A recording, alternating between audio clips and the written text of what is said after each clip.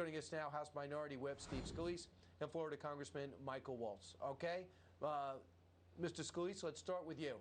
First off, this is about the Senate debate. From what you've seen from the plan, the bipartisan plan, do you think it's going to sail through the House? Well, Brian, I think there's serious problems with it. And look, let's keep in mind, Speaker Pelosi's made it crystal clear that the infrastructure bill is not only the gateway drug, but it's directly linked to the reconciliation bill, which is their ability to go raise taxes. So it's not only $4.5 trillion. You can't even track how many trillions because they don't want to show you the text, as you just mentioned. But the other part of that is the reconciliation bill to raise taxes and kill jobs in America, run jobs to foreign countries. That's what they really want to do. And Speaker Pelosi, she's not hiding it. She actually said she's not bringing up one without the other. So they're directly linked together. It's not about infrastructure. It's about all of those other things, the Green New Deal, all the far left policy, and tax increases that will kill American jobs and raise costs that are already going through the roof with inflation. You know, this is what also Republicans point to that they got. They got rid of $40 billion for the IRS to go investigate everybody. And they also are handing over a bipartisan plan that doesn't increase taxes.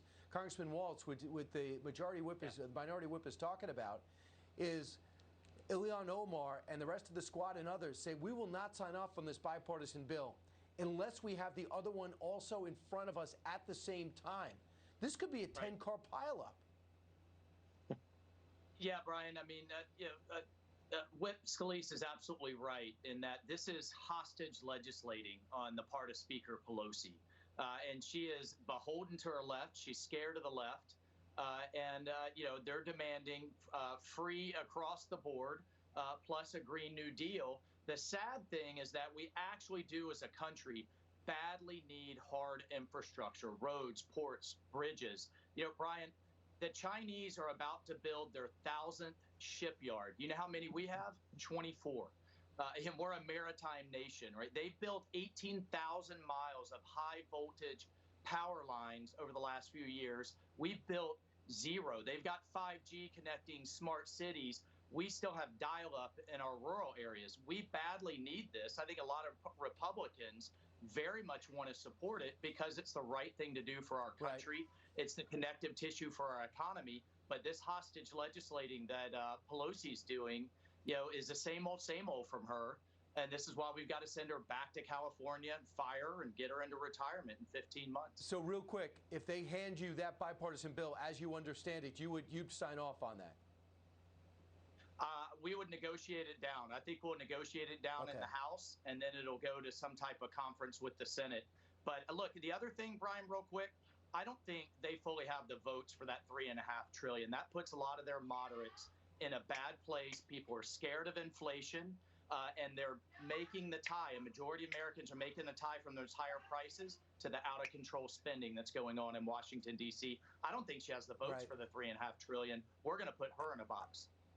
I find it totally offensive, and I want you guys to hear this. The audio is not great, but it's important. Reconciliation should be about the budget, and it's a special thing to allow you to do a simple majority vote. But guess what Joe Biden is basically admitting he's going to try to put into it. Listen to what he said yesterday. How did your meeting on DACA go? It went very well. What I think we should include in the reconciliation bill the immigration proposal. My staff's putting out a message right now. Congressman Scalise, he's saying I'm going to put infrastructure, immigration infrastructure in this reconciliation bill, and they're talking about legalizing 8 million. Do you know what the border's going to be like if he's going to legalize illegals, just slipshod 8 million? Right, Brian. And look, we've already got a border crisis because of Joe Biden's just crazy policies, where now they've not only got a border crisis, it's a super spreader crisis. We see the Delta variant coming in widely, and now the Lambda variant coming in through the southern border because they're admitting they're COVID positive. You can't fly back from America as an American citizen from Mexico without proving you're COVID negative.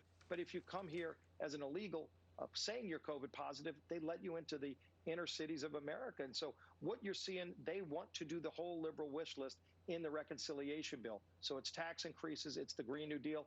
And now as President Biden's finally tipping his hat, it's about amnesty too. They've got an endless wish list of radical ideas that they can't get in any other way except through reconciliation. But the only way they get it is tying it to that infrastructure bill. We've got to break the two apart. All right, it's up to you guys. You looked as leadership in the House, even though you're in the minority. For now, only a handful of seats from the majority. Michael Waltz, Steve Scalise, thanks so much, guys. Thanks, Brian. Thanks, Brian.